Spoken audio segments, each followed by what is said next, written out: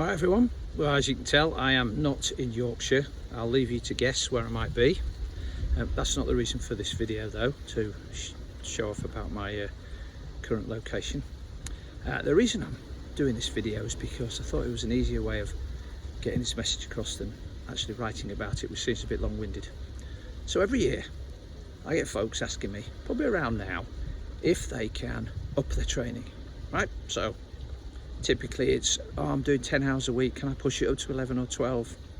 Or I'm doing 11 hours a week, 12 hours a week training, but can I squeeze in a bit more intensity?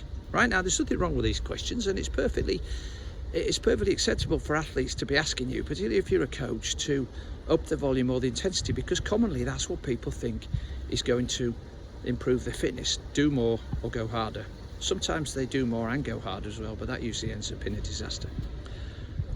As a coach, I am always looking for more effective ways of doing things. So my first question will be, well, can we do something else to get more value from the current training you're doing? And by that I mean, what other options are available other than just looking at the training?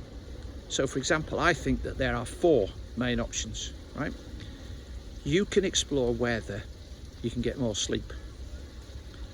If you're already getting 8 to 9 hours sleep, maybe you can explore whether you can get better quality sleep. So make the most of it, be asleep more often, have less disturbances, so change your environment, change your sleep hygiene, so go to bed having done some meditation or some reading or some breathing practice, eat dinner earlier, change the food you eat so it doesn't disturb you during the night. Right, so you can, that's one way, is can you make your sleep better to help with your recovery. Now maybe you're already doing all those things, and that's great. Maybe you've listened to or read some of my blogs before, or listened to some of my podcasts. So the next thing is nutrition.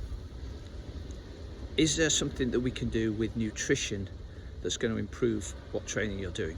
So most people I talk to say that their nutrition is pretty good, but when we get into the weeds on it, we find out actually it's about average. So I'm talking about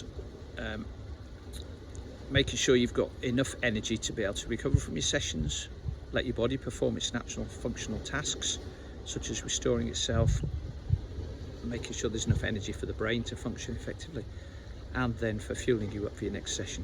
And if you're already doing that, maybe we can improve on the type of food you're eating. Maybe you can change store-bought bread for artisan bread, or make your own. Maybe you can change out your morning cereals for oat flakes or eggs, that sort of stuff. Are you getting the right timing on your nutrition? So do you have a good pre-training session meal, particularly when you're going to do a high intensity workout? Are you eating well enough after your training sessions?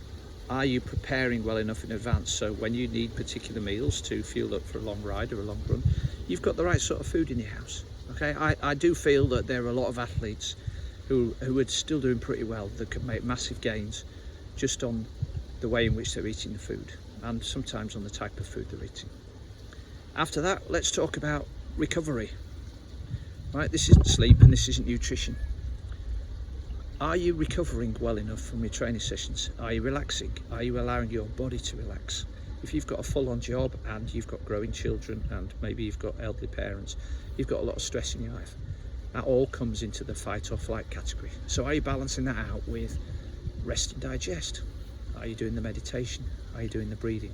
Are you giving yourself time to sit down and just relax and read a book, or watch something silly on the telly that's just going to take your mind off what's going on in life? So there's all those things. Around the training sessions, what do your warm-ups look like and what do your cool-downs look like? If a warm-up is just a quick way of getting into the main part of the session, then maybe you could do better there, because it could be a structured build up to training that has you properly revved up for the activities you're about to do. And if your cool downs are something you rush through in order to get off home quickly after a session, maybe you could do a bit better on those structured cool downs. All right, it's both of those are the segue into a session physically and mentally, and then out of the session physically and mentally. And certainly with things like cool downs, and if you're doing 2 sessions a day, then it's a way of setting yourself up for that next workout, right? Along with nutrition. So back to nutrition, if you're doing double workout days, how are you planning and structuring your nutrition in order to refuel after one session and prepare for the next? Finally, what about things like technique? I know a lot of athletes, they talk about technique, but they don't perhaps pay as much attention as they could do. Yes, they're doing drills, and yes, they're doing them diligently, but are they the right drills? Could you be doing better? Could you be moving on from the drills you've got and doing some more advanced things? I think drills are more common in swimming. I think drills in running are again something that we often see people rushing through in order to get to the meaty part of the workout. So I think there's a lot of stuff there that you could be doing to enhance the training you've already done. So back to my first point, if you are thinking about wanting to ask for more volume, or thinking about putting more volume in your program, or putting more intensity in, before you do that, just have a stop and think about how can you get more value out of what you're already doing. Now, if you can then look at things like sleep, nutrition, recovery, and the technique stuff, you might find that there's no need to increase the volume, and that's going to be a lot easier on your body. It's going to be a lot easier on your overall schedule because you don't need to find an extra hour or two each week. So I hope that's helped. I did do a little Facebook post about this the other week, so if you want to post on there and tell me what your thoughts are about increasing volume or intensity, doing more or doing better, please do. And as I said, there's nothing wrong with increasing the volume, but please do it having thought about what you might do better with what you're currently doing before you press that button. Okay, I'm going to come back with another video soon because I've enjoyed doing this one. So if you've got any ideas, just drop me a line and I will try and pick up on that. Take care, enjoy your training and the recovery.